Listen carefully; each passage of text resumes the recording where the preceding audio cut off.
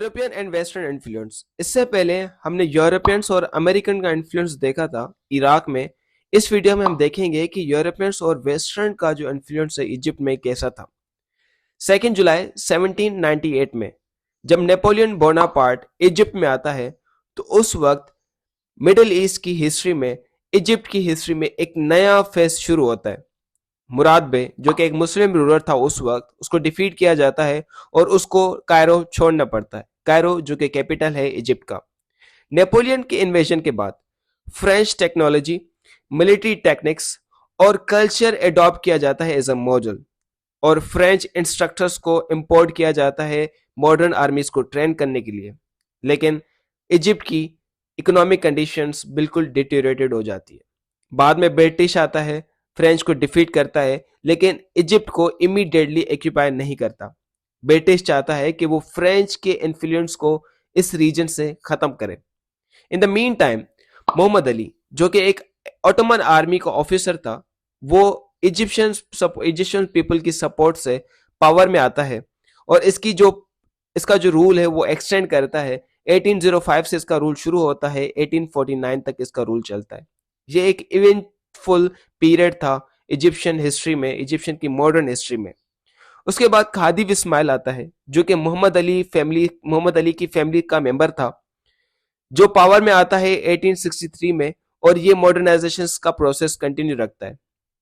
इसका पीरियड था, it was during his rain, इसके रेन के दौरान 1869 में मॉडर्न स्विस कैनाल की इफ्तिदा हुई जो कि बरतानिया ने बनाया था। और फ्रेंच कंपनी का वाइटल रोल था कि बरतानिया का इन्फ्लुएंस या ब्रिटेन एम्पायर को इंडिया में मेंटेन करना।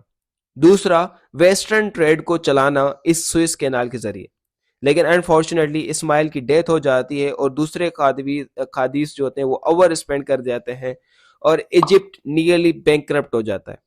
देवर फोर्स, उनको फोर्स किया जाता है कि बरतानिया को अलो किया जाए और फ्रांस को अलो किया जाए कि वो गवर्नमेंट के ऑर्डर्स में और गवर्नमेंट की इन्वेस्टमेंट्स में अपना रोल प्ले करें इजिप्ट में। इसी सेम टाइम में खादिव्स रिक्वेस्ट करता है कि वो इजिप्ट और साउथ इजिप्ट और सूडान में उनकी रूल्स को बरतानिया प्रोटेक्ट करे। बरतानिया की प्रोटेक्शन चाहिए उनके साउथ ऑफ इजिप्ट में और सूडान में हुक्मरानी करने के लिए। रिजल्ट क्या निकलता है कि बागियों का राइज होता है और मोहम्मद अहमद इब्न अल सईद वो प्रोक्लेम करते हैं अपने आप को मेहदी मसीहा। वो बरतानिया को डिफीट करते हैं, बरतानिया की फोर्सेस को 1884 में, और अहमद की डेथ के बाद इजिप्ट एक ब्रिटिश प्रोटेक्टर बन जाता है अंटिल 1923। 1922 तक बरतानिया इजिप्ट को प्रोटेक्ट करता है, लेकिन बाद में 1923 में इजिप्ट एक इंडिपेंडेंट स्टेट बन जाता है। लेकिन फिर भी ब्रिटिश ट्रूप्स स्विस कैनाल को प्रोटेक्ट करती रहती है।